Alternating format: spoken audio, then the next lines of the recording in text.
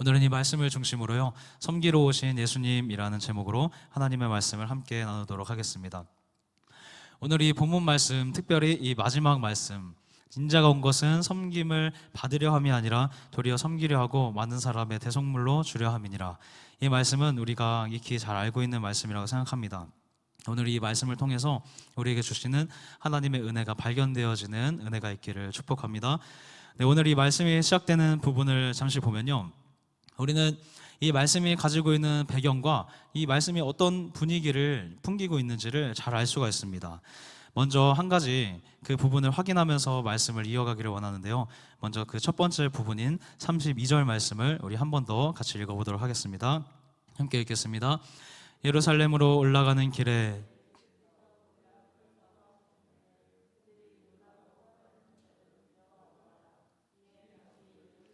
내리시고 자기가 당할 일을 말씀하여 이르시되. 아멘. 첫 번째 이제 구절을 살펴보면요, 예루살렘에 올라가는 길에 하면서 이것이 성경이 우리에게 주는 오늘의 배경인 것입니다. 하나님의 말씀은 지금 예수님께서 예루살렘으로 향해 올라가고 계신다는 사실을 우리 가운데 잘 가르쳐주고 있는데요, 이미 이 마가복음을 끝까지 읽어본 우리들은 예루살렘에서 어떤 일이 일어나는지, 그 예루살렘에서 예수님의 십자가 사건이 일어나게 된다는 사실을 우리는 굉장히 잘 알고 있죠. 주님께서 이제는 이 땅에 오신 목적과 자신의 사명인 그 십자가에서의 대속을, 그 죽음을 그 행하기 위해서 올라가는 길에 계신 장면이 바로 오늘의 이 장면인 것입니다. 그것을 이미 알고 있는 우리는 이 한 구절 말씀을 통해서 적당한 긴장감과 사뭇 진지한 분위기를 느낄 수가 있는 것입니다.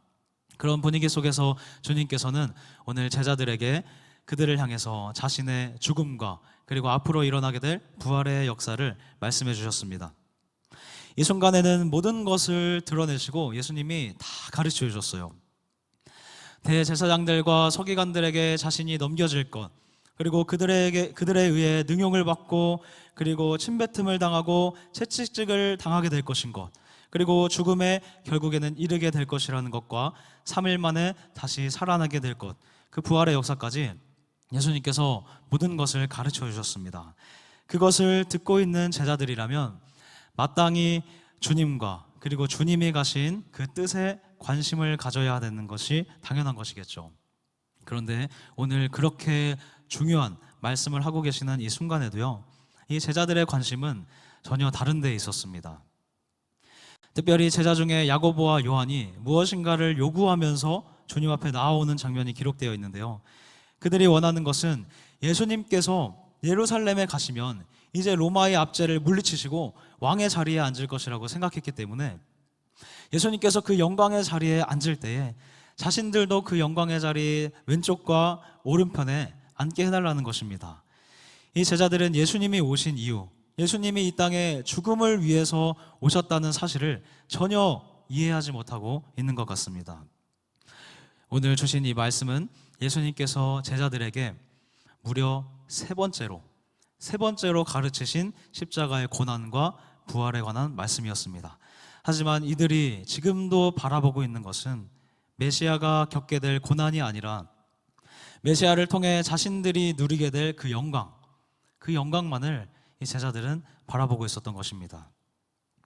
예수님을 나의 주 그리고 나의 메시아로 섬기는 것이 아니라 그분과 함께 있으면은, 이 놀라운 기적을 행하시는 예수님과 함께 있으면은 나도 그 영광을 같이 누리게 될 거야 하면서 그 영광만을 기대하면서 예수님을 쫓았던 것이죠. 이 모습을 돌아보면 사실 이런 마음이 우리 가운데도 있는 것이 사실입니다. 이것은 우리가 예수님과 함께 받을 고난을 아예 생각하지 않고 영광만을 바라보고 있다는 그런 말은 아니에요. 그저 예수님이 우리에게 주시기로 결정하신 그 고난의 크기와 내가 받을 만하다고 생각하는 그 고난의 크기가 너무나도 다르다는 것입니다. 이에 대해 성경 말씀은 시험에 대해, 그 고난에 대해 뭐라고 말씀하냐면요, 사람이 감당할 만한 시험밖에는 당한 것이 없고 감당하지 못할 시험 당함을 하나님은 허락하지 않으신다고 말씀하십니다. 이 말씀에 대해서 우리가 딱 들으면 이런 생각이 가장 먼저 드는 게 사실이에요. 내가 감당할 만하다는 생각하다는 그 고난의 크기가 내 생각 속에서 이미 결정이 되어버리는 것이죠. 그것을 생각해보고 이 정도 고난을 하나님이 나에게 주시겠지. 나는 이 정도 고난을 감당할 만하다고 생각하니까 이 정도 어려움은 내가 견딜 수 있을 거야. 이런 마음이 우리 안에 있는 것이 사실이죠. 제가 신학을 하면서 하나님을 따르기로 결정하기 전에 그 부르심을 열심히 거절했습니다. 최선을 다했어요, 마지막까지. 이 길을 직접 가본 것은 아니었지만 힘들다는 얘기를 어렸을 때부터 많이 들었기 때문이에요. 그러다가 결국에는 이제 하나님의 뜻을 따르기로 이제 마침내는 결정을 하게 되었는데요. 그러고 나서 그때 생각을 했습니다. 어렵다고 했으니까 이 길을 가다 보면은 이 정도 고난, 이 정도 어려움은 내가 감수해야 되겠구나. 이 정도 어려움은 내가 겪게 되겠구나. 그런데 하나님이 정말 그 정도만 다루셨을까요? 아니죠. 아니더라고요. 어려움 가운데 때로는 숨만 겨우겨우 쉴 수 있을 만큼, 때로는 겨우겨우 기어서 주님을 따라갈 수 있을 정도까지 하나님이 다뤄가시더라고요. 그때 다시 한번 깨달았습니다. 믿음의 성장을 위해서 하나님이 주신다고 하신 이 감당할 만한 시험, 이 시험은 바로 이 정도구나. 내가 생각하고 내가 받기로 한 그 고난과 하나님이 주시기로 결정하신 그 고난의 크기는 완전히 다르구나. 이것을 알고 다시 한번 저의 모습을 돌아보게 되었습니다. 제가 하나님의 영광만 바라보기를 바라는 그 마음, 하나님의 영광을 보기를 바라는 그 마음만 가지고 주님을 따랐나요? 그건 아니에요. 어려움을 겪을 것도 각오했고요. 하나님을 위해서 내 것을 포기할 것도 각오했습니다. 그런데 제 생각과 하나님의 생각이 많이 달랐던 것이죠. 우리 성도님들께서도 예수님을 믿으면서 그 믿음 안에서 어려움을 겪게 되겠다. 예수님을 믿다 보면 나도 어려움을 당하게 되겠구나. 이 생각을 다 해보셨을 것입니다. 그런데 하나님께서 우리의 믿음을 성장시킬 그 타이밍에 주시는 어려움을 딱 보면요, 그 고난의 크기가 상당히 크게 다가오는 것을 보게 되죠. 너무너무 힘들어서 예수님을 부를 힘도 없을 만큼 하나님이 우리를 다뤄가실 때도 있다는 것이죠. 예수님께서 우리 모두를 제자로 부르시면서 각자 자기의 십자가를 지고 나를 따라오라고 말씀하셨습니다. 그 십자가가 세워지는 자리가 어떤 자리인지 보니까 그 자리는 조롱의 자리입니다. 그 자리는 침뱉음을 당하는 자리고요. 그 자리는 채찍을 맞는 자리라고 합니다. 또 더 나아가서 그 자리는 죽음의 자리라고 합니다. 우리는 그 자리로 부름을 받은 주님의 백성입니다. 그 고난, 주님이 주시려고 하는 그 고난을 우리가 직시할 수 있고 똑바로 올바로 바라볼 수 있는 저와 여러분들이 되시기를 주님의 이름으로 축복합니다. 아멘. 그 길을 따라갈 때에 때로는 어려움 속에서 정말 많은 눈물이 흐를 거예요. 그렇지만 그 끝에는 반드시 부활의 영광이 있다는 사실을 믿으시기를 바랍니다. 주님께서 어려움을 주실 때 마음껏 우세요. 눈물밖에 안 나올 때 마음껏 애통하고 마음껏 우세요. 너무 힘들어서 도저히 못 가겠다면 주님께 매달려서라도 가세요. 기어서라도 가세요. 숨을 헐떡이면서라도, 그렇게 기어서라도 그 고난을 통과한다면 그 길 끝에는 우리는 주님의 그 부활의 영광을 맛보게 될 것입니다. 그러니 주님이 주시는 그 고난의 크기가 어떻더라도 주시면 주님 제가 기꺼이 받겠습니다. 이런 마음으로 고난을 직시하시고 그 뒤에 그것보다 훨씬 더 크게 다가올 하나님의 영광을 소망하는 저와 여러분의 삶이 되시기를 주님의 이름으로 축복합니다. 아멘. 자, 오늘 그런데 제자들은 안타깝게도 예수님이 말씀하시는 이 고난을 직시하지를 못한 것 같습니다. 그랬기 때문에 예수님께서 능욕과 침뱉음과 십자가의 죽음까지 말씀하셨지만 그럼에도 불구하고 고난을 바라보는 것이 아니라 그보다 훨씬 더 뒤에 있을 그 영광의 자리를 이미 그것부터 기대를 하고 있었던 것이죠. 이러한 제자들을 향해서 오늘 예수님께서 물어보십니다. 우리 38절과 39절 상반절 말씀을 함께 보도록 하겠습니다. 함께 읽겠습니다. 예수께서 이르시되 너희는 너희가 구하는 것을 알지 못하는도다. 내가 마시는 잔을 너희가 마실 수 있으며 내가 받는 세례를 너희가 받을 수 있느냐. 그들이 말하되 할 수 있나이다. 예수께서 이르시되 너희는 내가 마시는 잔을 마시며 내가 받는 세례를 받으려니와. 아멘. 주님께서 물어보십니다. 그렇다면 너희들은 내가 마시는 잔을 너희도 마실 수 있느냐? 내가 받는 세례를 너희도 받을 수 있느냐? 이들로 하여금 고난을 직시할 수 있게끔, 고난을 똑바로 바라볼 수 있게끔 얘기해 주시는 거죠.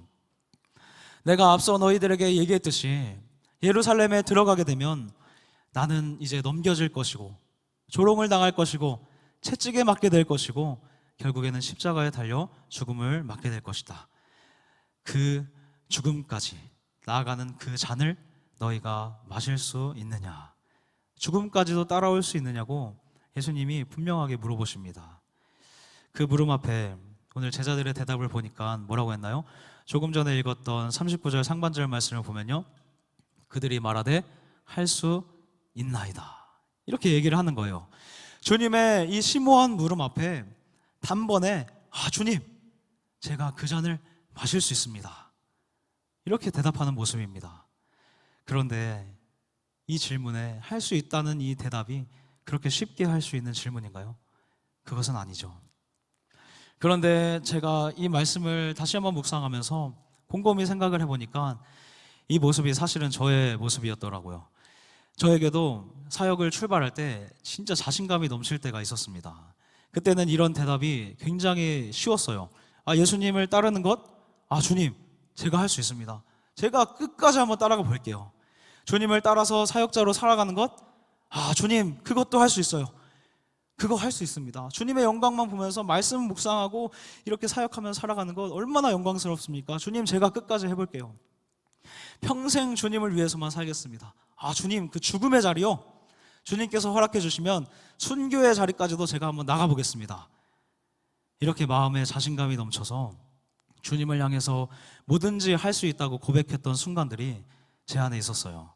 그런데 조금 더 깊이 주님을 알아가고 조금 더 깊이 주님이 원하시는 삶이 어떤 삶인지 그 농도를 경험하다 보니까 그렇게 할 수 있다고 외쳤던 그 고백들이 이제는 주님, 저는 할 수 없습니다, 이런 고백으로 바뀌어 가기 시작합니다. 예수님을 따라가는 삶도 주님, 저는 할 수 없습니다. 주님 앞에 날마다 회개하며 정결하며 거룩하게 살아가는 삶도 주님, 저는 할 수 없습니다. 사명을 감당하는 삶이요, 주님, 그것은 제가 어찌할 도리가 없습니다. 이런 고백들 앞에서 무척이나 교만했던 그런 모습들을 돌아보게 됩니다. 너무나도 자신 있게 말하면서 할 수 있다고 말했던 순간들, 그 사명의 길, 헌신의 길, 순종의 길, 조금은 내 힘으로 걸을 수 있다고 생각했던 그 순간들, 그 모든 과정들이 내가 할 수 있다는 고백이 있었기 때문이 아니라 주님께서 걷게 하셨기 때문에 걸을 수 있었다는 사실을 다시 한번 깨닫게 되었습니다. 그 깨달음의 끝에 제 입술 가운데 나온 고백은 제가 할 수 있습니다가 아니라 이제는 주님만이 하실 수 있습니다, 이 고백이었습니다. 사랑하는 성도님들, 우리 주님 앞에서 지금 어떤 고백을 하고 계십니까? 잘할 수 있습니다, 이런 고백인가요? 아니면 저는 할 수 없습니다, 이 고백인가요? 아니면 조금 더 나아간다면 주님만이 하실 수 있습니다, 이 고백인가요? 우리의 손과 발과 그 모든 행동을 우리 주님 앞에 맡겨드릴 수 있기를 소망합니다. 혹시라도 내가 할 수 있다는 고백이 내 안에 있었다면 우리가 그 교만함을 내려놓고 주님만이 하실 수 있다는 그 고백으로 살아가는 저와 여러분의 삶이 되시기를 주님의 이름으로 축복합니다. 아멘. 주님 앞에서도 이렇게 자신감이 넘쳤던 오늘 야고보와 요한, 이들은 자기들이라면 마땅히 예수님 앞에 그 예수님과 함께 그 영광의 자리에 앉아야 한다고 생각을 했던 것 같아요. 그러면서 그들은 예수님의 좌편과 우편의 그 자리를 아주 당당하게 요구합니다. 그들의 요구에 대한 주님의 그 대답을 우리 함께 말씀을 통해서 확인해 보도록 하겠습니다. 40절 말씀을 함께 보겠습니다. 함께 읽겠습니다. 내 좌우편에 앉는 것은 내가 줄 것이 아니라 누구를 위하여 준비되었든지 그들이 얻을 것이니라. 아멘. 주님께서는 오늘 어떤 사람이 그 자리에 앉게 될지를 말씀해 주시는데요, 내 좌우편 자리에 앉게 되는 것은 누구를 위하여 준비되었든지 그들이, 뭔가 준비된 그들이 얻을 것이라고 말씀하시는 거예요. 나의 최측근이라고 해서, 나와 가까운 나의 제자라고 해서 그 영광의 자리를 얻게 되는 것이 아니라 그 자리를 얻게끔 준비된 어떤 사람들이 있다고 얘기를 하시는 겁니다. 이 말을 들은 야고보와 요한은 굉장히 적지 않게 충격을 받았을 거예요. 나는 예수님의 제자이고 예수님과 가장 가깝기 때문에 내가 그 영광을 같이 누릴 수 있을 것이라고 당연히 생각했는데, 최종적인 주님의 옆자리가 내 자리가 아닐 수도 있다고 하는 말을 오늘 들었기 때문이죠. 이어서 주님은 최종적으로 얻을 그 자리를 얻을 그들이 바로 어떤 사람인지를 말씀하십니다. 우리 마지막 구절인데요, 43절부터 45절까지 말씀을 함께 보도록 하겠습니다.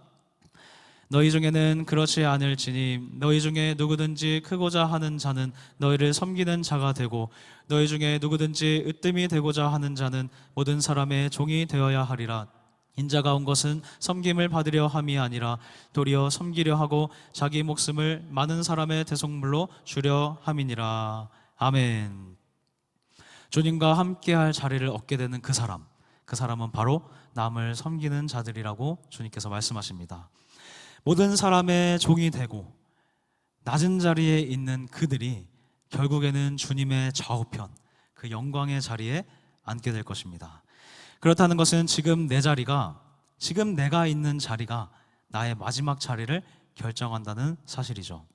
나의 마지막 자리가 어디이기를 원하시나요? 나의 마지막 자리까지 가장 낮은 자리이기를 원하시나요? 아니면 나의 마지막 자리는 예수님 바로 옆자리이기를 원하시나요? 우리가 주님과 함께하는 영광의 자리를 원한다면 오늘 우리는 영광의 자리가 아니라 낮은 자리, 겸손의 자리를 선택해야 합니다. 가장 낮은 자리에 스스로 내려가서 앉는, 오늘 그 자리에 있는 그 사람이 최후에는 주님과 함께 영광의 자리에 앉게 된다는 사실이죠. 우리 주님은 낮고 낮은 그 자리를 찾아서 이 땅까지 오셨습니다. 하나님께서 사람이 되어서 오셨고요, 사람을 창조하신 주님께서 자신이 만드신 피조물에 의해서 죽임을 당하셨어요. 이보다 더한 낮아짐이 어디 있을까요? 주님께서는 높음이 아니라 낮아짐을 선택하셔서 이 땅에 오셨습니다. 그 주님을 따르고 있는 우리들이기 때문에, 결국에는 예수님과 같은 자리에 있기를 원하는 우리들이기 때문에 오늘 우리는 예수님이 계셨던 자리인 가장 낮은 자리, 그 겸손의 자리를 선택해야 할 줄로 믿습니다. 그렇게 주님께서는 이 땅에서 겸손의 자리를 선택하셨습니다. 하지만 그 자리가 주님의 마지막 자리는 아니었죠. 주님의 자리는 부활과 승리의 자리였습니다. 뿐만 아니라 결국에는 가장 높은 왕의 자리로, 그 왕의 자리에 앉아서 하늘 보좌에 계신 주님, 우리 가운데 다시 오실 것입니다. 이 사실을 우리 주님께서 먼저 보여주신 거예요. 고난 뒤에는 영광에 있다는 것을 우리 가운데 분명하게 보여주신 것입니다. 죽음 뒤에는 부활이 분명하게 있습니다. 이 사실을 증거하신 주님을 우리가 믿기 때문에, 그 주님을 믿고 따르는 주님의 제자들이기 때문에 우리는 오늘 이 하루도 주님이 계시는 그 자리, 낮은 자리, 겸손의 자리로 나아갈 수 있는 용기를 얻게 됩니다. 그 자리, 낮은 자리, 겸손의 자리, 그 자리는 고난의 자리입니다. 하지만 오늘도 우리가 그 낮은 자리로 내려가셔서 오늘도 주님과 동행하는 하루의 삶이 되시고, 마지막 날에 하늘의 영광의 그 보좌 옆자리에 앉아 계시는 우리 모든 성도님들 되시기를 예수 그리스도의 이름으로 축복합니다. 우리 함께 기도하겠습니다.